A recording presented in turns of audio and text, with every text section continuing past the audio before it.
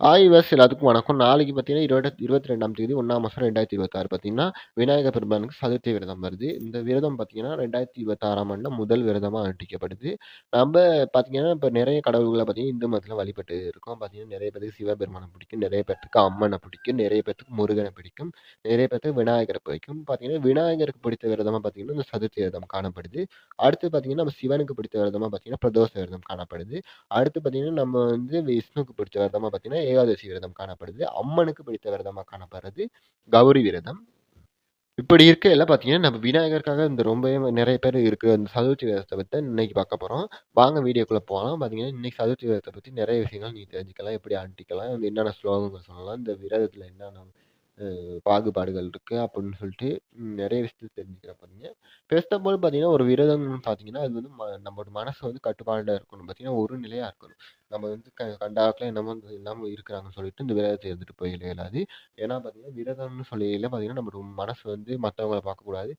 சாப்பாட்டுக்கு அடிமைப்படக்கூடாது. நம்ம கண்ணு பார்த்தீங்கன்னா, வேற வேற விஷயங்கள நோக்கி போயிறக்கூடாது. நம்மளோட காது பார்த்தீங்கன்னா, வேற வேற பாடல்கள் இல்லாட்டி மத்த கெட்ட விஷயங்களையும் கேட்டு போயிறக்கூடாது. நம்மளோட மனது கண்ணு, வாய், மூக்கு அப்படின்னு சொல்லி செவின்னு சொல்லிட்டு எல்லாம் பார்த்தீங்கன்னா, ஒரு நிலையா பார்த்தீங்கன்னா, நமக்கு விநாயகர் துணை வழிபட போறோம். அந்த விநாயகர வந்து ஒரு நிலையா வழிபடுற மாரிக்கு விநாயகர் நெனச்சு நம்ம வந்து வழிபடுறதா இந்த எல்லா புலன்களும் கட்டுப்பாடுல இருக்கணும். அதனால தான் நம்ம வந்து ஆறுமுகனார் சொல்றாரு, "மனம் பொறிவழி போகாது நிற்றற் பொருட்டு மனம், வாக்கு, காயம் ஆகிய இவற்றிலும் 3லை கொண்டு ஐம்புலன்களையும் அடக்கியும் பார்த்தீங்கன்னா, நம்ம வந்துட்டு இறைவன வந்து மெய்யன்போட வழிபடுறது தான் விரதம் அப்படின்னு சொல்லிட்டு அவர் சொல்லிட்டு போயிடுறாரு.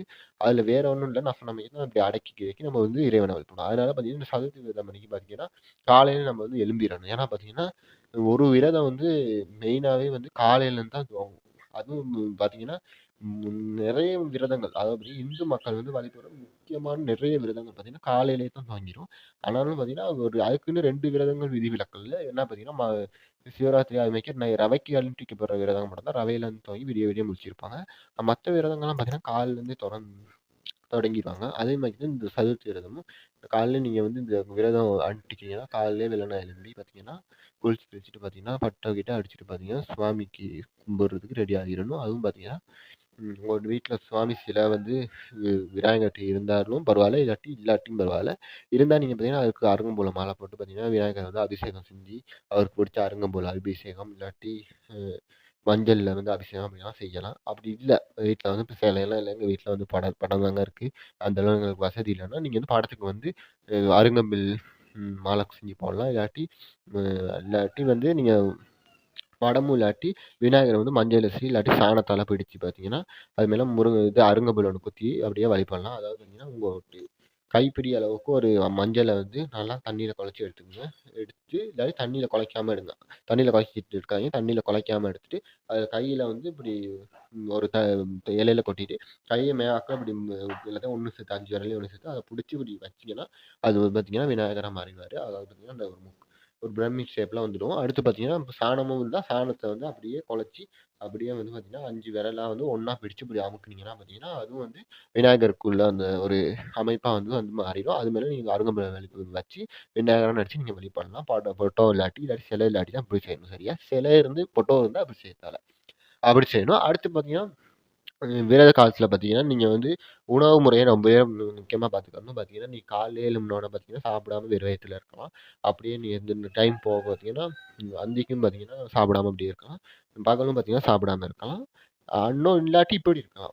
நீ காலைல மட்டும் சாப்பிட்டு, பகலும் அந்த ரவைக்கு சாப்பிடாம இருக்கலாம். இல்லாட்டி ரவைக்கு சாப்பிட்டு, அந்திக்கும், காலைலயும், நாளைக்கும் அப்படி சாப்பிடாம இருக்கலாம். ஆனா, இப்ப நெறைய பேர் பார்த்தீங்கன்னா, உணவு இருக்கா சாப்பிடாம விரதம் இருக்கிறது தான் நல்லதுன்னு சொல்லி நம்ம ஒரு சைவ சாரவத்துல சொல்றாங்க.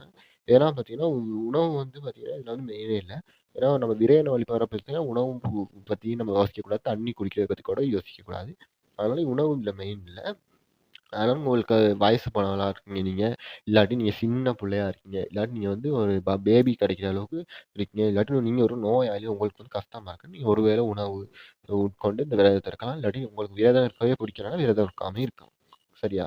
அப்படி நீங்க ஒரு ஒரு வேளை உணவு விரதம் ஒரு சாப்பிட்டு விரதம் இருக்கையில பார்த்தீங்கன்னா, நீங்க வந்து மத்த நேரங்கள்ல பால், பழம் குடிச்சிட்டு இருக்கலாம். இல்லாட்டி பார்த்தீங்கன்னா, பழங்கள மட்டும் சாப்பிட்டு இருக்கலாம். வாழைப்பழம், முந்திரி பழம், அடுத்து பேரிச்சம்பழம் அப்படின்னு சொல்லிட்டு, இல்லாட்டி மாம்பழம் அப்படின்னு சொல்லி சாப்பிட்டு இருக்கலாம்.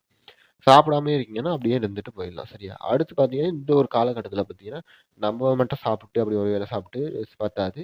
இன்னொன்னு அறவே சாப்பிடாம இருந்தாலும், நம்ம மட்டும் சாப்பிடாம இருந்தா பரவால்ல. ஆனா விநாயகர் பெருமான சாப்பிட வைக்கணும்ல. அதனால பார்த்தீங்கன்னா, விநாயகர் பெருமானுக்கு இந்த ஒரு காலகட்டத்தில பார்த்தீங்கன்னா, நைவேத்தியம் படைக்கிறது முக்கியமாவே காணப்படுது. விநாயகர் பெருமானுக்கு ரொம்ப பிடிச்சது என்ன? வாழைப்பழம், அடுத்து மோதகம், அடுத்து பார்த்தீங்கன்னா, அருங்கம்புல். அதனால நீங்க அருங்கம்புல் ஜூஸ் செஞ்சு விநாயகருக்கு வைக்கலாம். இல்லாட்டி மோதகம் செஞ்சு விநாயகருக்கு வைக்கலாம். இல்லாட்டி பொரி, அவல், கடலை அப்படின்னு சொல்லிட்டு விநாயகருக்கு செஞ்சு படைக்கலாம். இல்லாட்டி பொங்கலே படைக்கலாம். கேஸ் இல்ல. அப்படின்னு சொல்லி விநாயகருக்கு நைவேத்தியங்கள் இது மாரி செஞ்சு வச்சீங்கன்னா ரொம்பவே நல்லாயிருக்கும். அடுத்து பார்த்தீங்கன்னா, இந்த ஒரு காலகட்டத்தில பார்த்தீங்கன்னா, நீங்க வந்து விநாயகர்களுக்கு வந்து எளிமையா நீங்க சொல்றதுக்கு நெறையவே ஸ்லோகங்கள் இருக்கு. அ இதில பார்த்தீங்கன்னா, 1வதா வந்து நம்ம விநாயகர் காயத்ரி மந்திரம் அப்படின்னு ஒரு இது இருக்கு. அது பார்த்தீங்கன்னா, நு 9 தடவ சொல்லணும் அந்த மந்திரத்த. நான் இப்ப இந்த மந்திரத்த மெதுவா சொல்லுறேன். அத நீங்க ஒரு நோட் புக்ல நோட் பண்ணிக்கிறங்க. சொல்றேன்.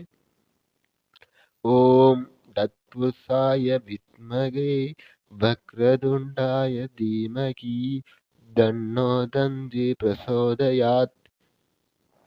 இன்னொருக்காவும் சொல்றேன். ஓம் தத்புருஷாய வித்மகே வக்ரதுண்டாய தீமகி தன்னோ தந்தி பிரசோதயாத். சரியாங்க. இந்த மந்திரத்த நீங்க எழுதி வச்சுக்கங்க. நாளைக்கு நீங்க விரதம் இருக்க போறீங்கன்னா, விரத காலங்கள்ல பார்த்தீங்கன்னா, இறைவன நீங்க வந்து உட்கார்ந்து வழிபடுவீங்க விநாயகர் பெருமான. அப்ப பார்த்தீங்கன்னா, இத வந்து 9 தடவ நீங்க சொல்லணும். அடுத்து பார்த்தீங்கன்னா, 2வது மந்திரம். இது பார்த்தீங்கன்னா, சுக்லாம்பரதம் அப்படின்னு சொல்லப்படுது. இது வந்து ஏன்னு சொல்லுவாங்க, இது வந்து எந்த ஒரு காரியமும் நம்மளுக்கு வந்து தடங்கலா இருக்கக்கூடாது.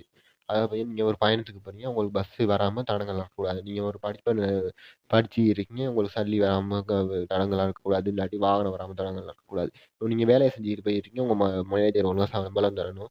இன்னொன்னு உங்களுக்கு லீவெல்லாம் ஒழுங்கா தரணும். அதெல்லாம் தடங்கல் பண்ணக்கூடாது. அது மாரி இருக்குன்னா, இந்த ஒரு மந்திரத்த நாளைக்கு நீங்க சொல்லலாம்.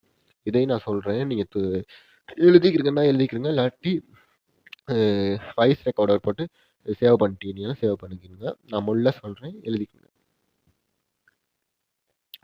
शुक्लाम्बरधं विष्णुं शशिवर्णं चतुर्भुजं प्रसन्नवदनं ध्यायेत् सर्वविघ्नोपशान्तये.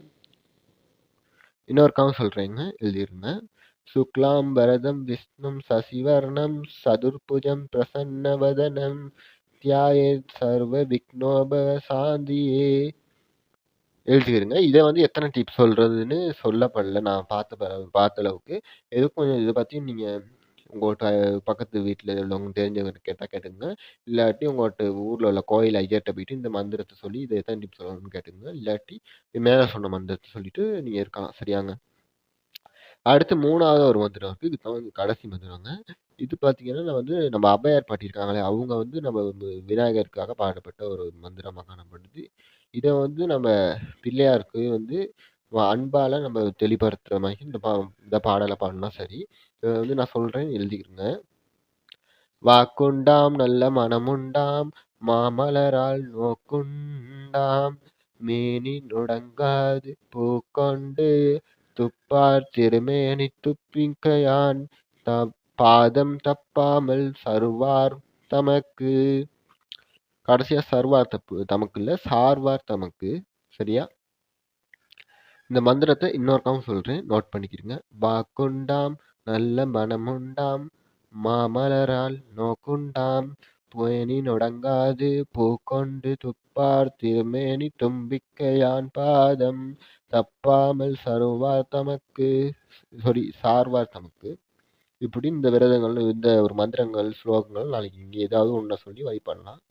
அதுல கவனிக்க வேண்டியது நான் ஃபர்ஸ்ட்டு சொன்னது வந்து காயத்ரி மந்திரம். அது பார்த்தீங்கன்னா 9 டிப் சொல்லணும். 2வது சொன்னதுக்கு அளவு இல்ல. 3வது சொன்னதுக்கும் அளவு இல்ல. அத வந்து மத்தவங்கட்ட கேட்டு தெரிஞ்சுக்கங்க. இல்லாட்டி உங்களுக்கு புடிச்ச அளவுல 1 டிப் இல்லாட்டி 3 டிப் இல்லாட்டி 9 டிப்பா வந்து அந்த மத்த மந்திரங்கள் சொல்லி வழிபட்டீங்கன்னா சரி.